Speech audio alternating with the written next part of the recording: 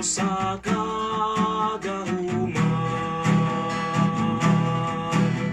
puno ang langit ug yuta sa imong himaya. Hosana, hosana sa kaitasan.